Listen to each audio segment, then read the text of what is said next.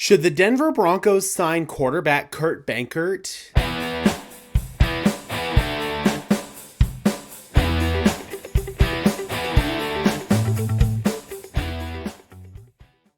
Hello everyone, welcome to another episode of Sparkin Over Broncos, the show where we spark conversation about our Denver Broncos. I am your host, Gage Madrid.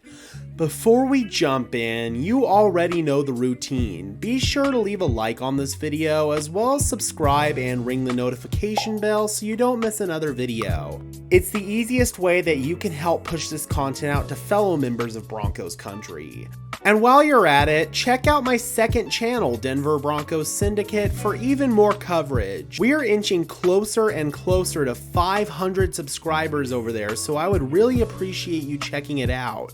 Behind Russell Wilson, the depth in the quarterback room is a bit questionable. Currently, journeyman Josh Johnson is penciled in to be QB2, and behind him sits 2019 undrafted free agent Brett Rippon, who has recorded one start in his career with the Broncos.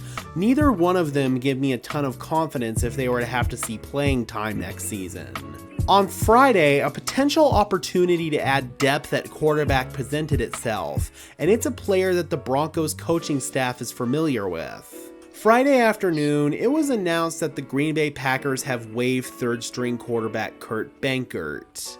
Reports throughout the Green Bay media have indicated that the team made this move to allow Benkert to potentially catch on with another team before training camp. This move is also an expression, direct or indirect, of the Packers' confidence in their current backup quarterback Jordan Love. Having spent time in Green Bay, Benkert is of course familiar with several members of the Broncos coaching staff, including head coach Nathaniel Hackett and offensive coordinator Justin Outen. The Broncos will be running a very similar scheme as the Packers, so there won't be much of a learning curve for Benkert. Benkert came into the NFL as an undrafted free agent by the Atlanta Falcons in 2018 out of Virginia.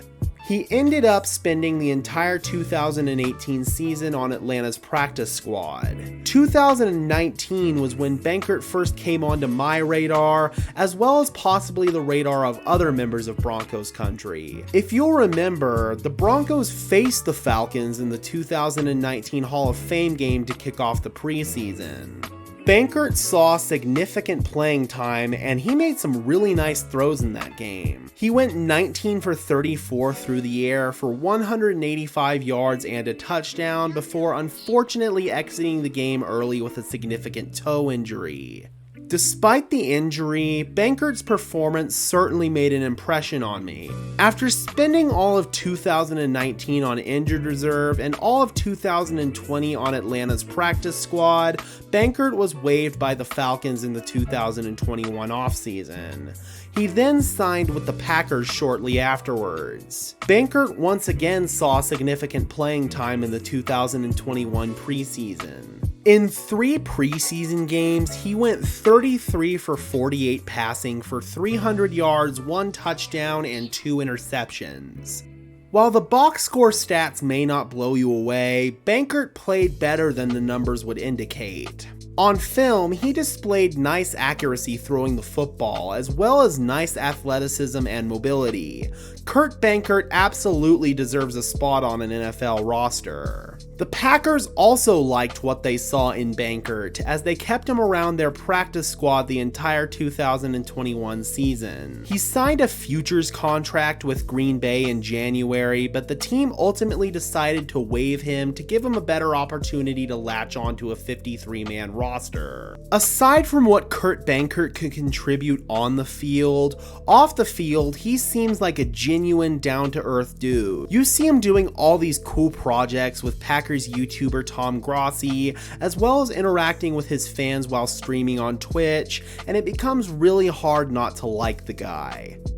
Overall, I feel that both Kurt Benkert, the football player, and the person would be a very valuable asset to the Denver Broncos. He would be very healthy competition for our current backup quarterbacks, and honestly, I feel that Kurt could have a very strong chance to make the team in some capacity given his experience in the offense, maybe even as QB2. I'm curious, Broncos country, do you think that we should give Kurt Benkert a call, or are you comfortable with where our quarterback room currently sits? Drop those comments down below, I would love to hear from you. Be sure to leave a like on this video, as well as subscribe and ring the notification bell so you don't miss when we upload. And while you're at it, be sure to follow me on Twitter at Gage Madrid NFL for even more Denver Broncos coverage.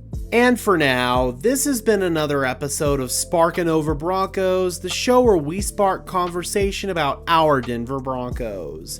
I am your host, Gage Madrid, saying peace out and let's ride.